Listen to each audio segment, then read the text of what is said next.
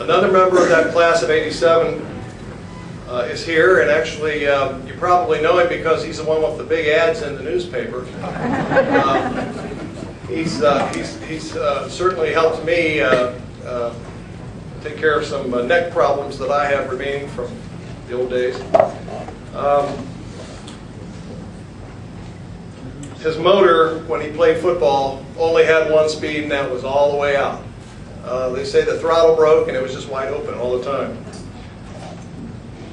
TJ Polking still does pull-ups with a wide grip, and I was trying to tell him about a month ago that I was trying to do chin-ups this way. And he said, "Oh no, you got to get them out wide and do this." And I said, "Well, I don't know if I can do one of those." He said, "Well, you must be a wimp." So I'm 62, man. I mean, it's hard enough to do one of those other things. But anyway, TJ Polking, Dr. TJ Polking is our next honoree. Would you come up?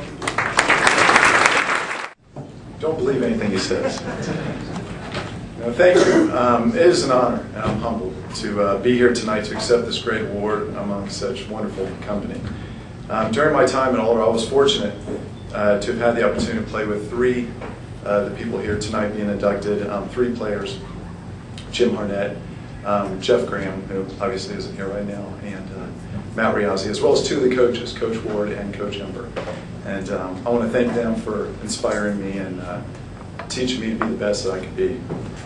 When I was a sophomore, I had a position coach that told me each and every week that football was a special game and that football players were special people. And the longer I played it, the more I started realizing that he was right. And for me, football was a sport unlike any other game out there. It was the only one I knew that you were allowed to line up, face the guy across from you, and then just try to knock the living snot out on play after play and have somebody pat you on the back and tell you did a good job. It was a game that enabled me to establish so many lasting friendships, both in high school and in college, memories both good and bad, that I will never forget. I had a great educational experience here at Alter and in college, but I always believed that I learned more about life on the football field than I ever did in the classroom.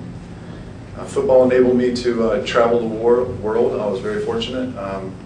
Played in the Tokyo Dome, the Coca-Cola Classic against Syracuse.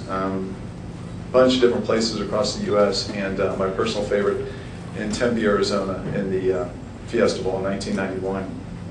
It provided me a full education at an undergraduate level that I'm very grateful for. And it taught me a lot about discipline, dedication, hard work, winning and losing, but most importantly, it taught me how to be a man. When I was in 5th grade, I was going to my first football game, and my father gave me a baseball cap and told me to put it on in the car. I said, "Dad, we're going to a football game. Look at my football helmet." He said, "No, put the cap on your head." And we were driving down the road, and I said, "What do I have a baseball cap on for?" He said, "Son," he said, "you've got to realize that you're going to be wearing two hats in life from now on." He said, "One is your football helmet. When you put that football helmet on," he said, "you are the meanest, nastiest, toughest guy out there. You have no friends. It is not a sport for nice people." He said, "But when that game's over, you take that cap off and you put on the other hat, and that's the hat of a gentleman." And he said, "You can't wear both hats at the same time, and you would wear one or the other at all times." And I never forgot those words. And for that, I'm so grateful for his advice, and I've tried to uphold those same principles throughout my years, as well as installing those in my kids today. Tonight, I would like to thank my parents for sacrificing and giving me the great opportunity of sending me to this fine school. I want to thank my family for supporting me. I'd like to thank the Alder Football Association, the Knights of Gold, and the football parents for this great dinner, this wonderful celebration. To Alta High School for a wonderful education experience. To Coach Ed Domsites for preparing us each and every Friday night for a battle, and for teaching us how to play the game. And to Coach Mike Nicewander, my position coach, for giving me the opportunity to believe in me. And above all, and most importantly, I'd like to thank God for giving me the tools and the ability to play this game that I so greatly love. one quick story. About a year ago, I had a patient come into the office, and he was complaining of pain going down his arms, numbness, tingling, weakness into the arms.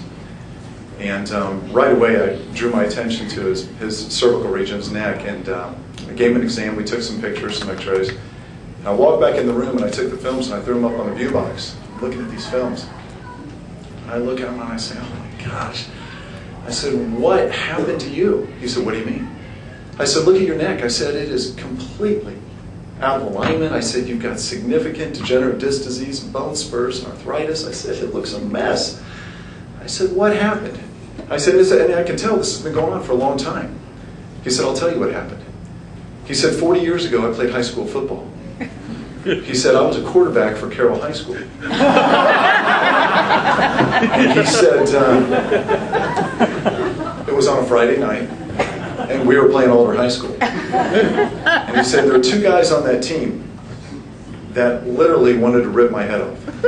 He said, they weren't trying to kill me, I don't believe. They didn't want me out of the game because they just want to keep pounding on me.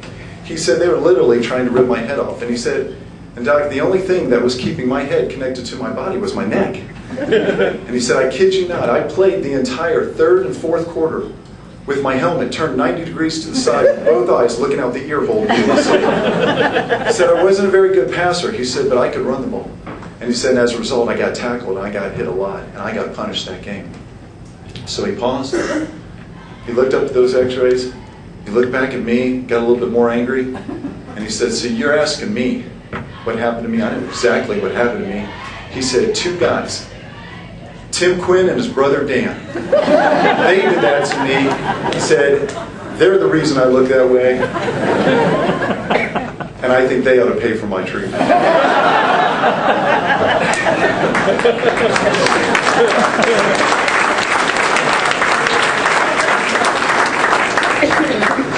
The good news is we fixed up the poor fellow. The bad news is I'm not sure I ever got paid. So Tim, I was kind of hoping afterwards we could settle up and get that squared away.